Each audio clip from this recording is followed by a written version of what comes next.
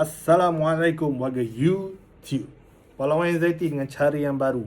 Ini kisah aku, apa yang aku rasa. Aku berkongsi kisah aku, bukan kisah orang lain. Okay? Aku ada anxiety ni dah lama. Aku rasa aku ada gastrik ni dah lama. Aku dapat anxiety ni umur aku time tu baru 23. Now umur aku dah cecah 30 lebih kan, 20 tahun. Aku kerap jumpa doktor sakit dada kiri, dan aku kerap sangat buat ECG. Of course korang pun akan rasa macam tu, korang akan check ni ECG. Aku rasa orang anxiety ni semua check ECG, aku rasa dah habis duit kat ECG saja. Tapi apa keputusan yang korang dapat adalah gastrik dan GERD. Betul? Okay, tak apa. Mungkin tu betul lah. Tapi aku berjumpa dengan seorang doktor, nama dia Dr. Man TTDI. Doktor ni best. Tenang bila bercakap dengan dia, lembut bila bercakap dengan dia, sonok lah. So aku pun, okay tak apa, kita pergi. Dia sajikan aku makanan yang memang aku tak makan pun. Bertahun, 10 tahun tu, boleh cakap 10 tahun aku tak makan. Minuman kopi, itulah aku tak makan pun. Tak minum pun kopi tu. Mi goreng pedas, macam geprek punya pedas tu.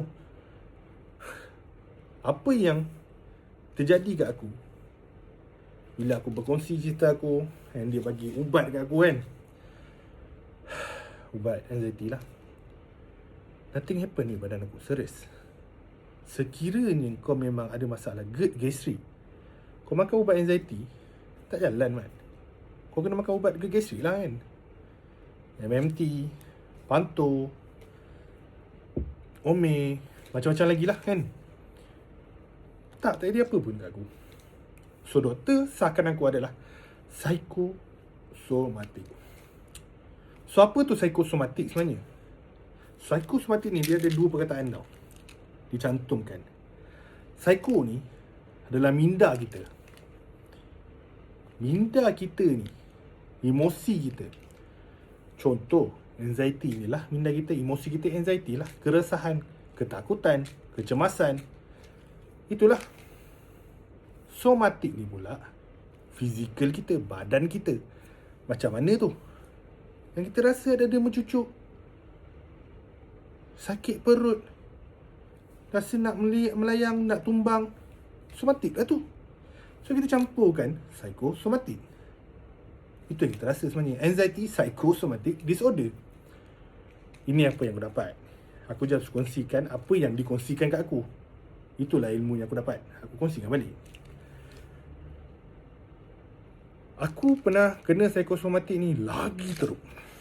Lagi pelik lah rasa dia. GERD, gastrik, anxiety yang korang dapat selama ni dah banyak sangat kena. Banyak sangat dah aku dengar. So aku pernah bergaduh dengan doktor. Ni buat cerita ni. Aku pernah bergaduh dengan doktor. Bukan bergaduh lah, bertekak mulut. Doktor, saya ada GERD, gastrik so. Tu pasal saya kena anxiety. Doktor kata tak, awak ada anxiety, tu pasal awak kena GERD, gastrik.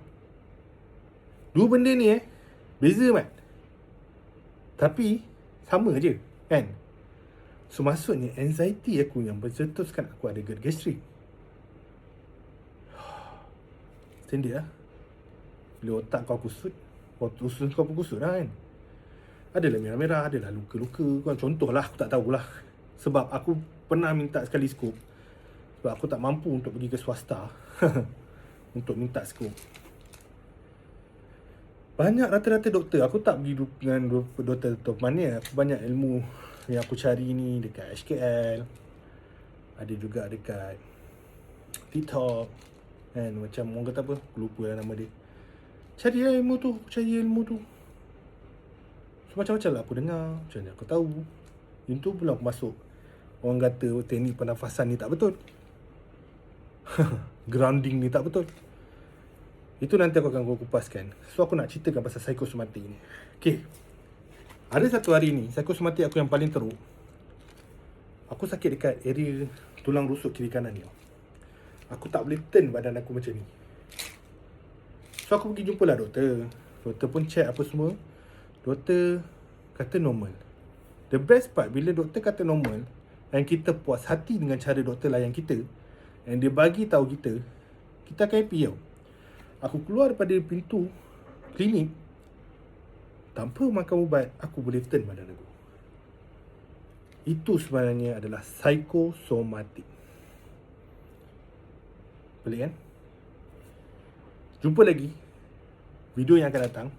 InsyaAllah aku kongsikan apa yang aku rasa, apa yang aku ada ilmu yang aku kena ni, rasa ilmu lah. So aku akan cerita kat korang. Mungkin korang pun akan rasa benda yang sama dengan aku. Okay, Assalamualaikum.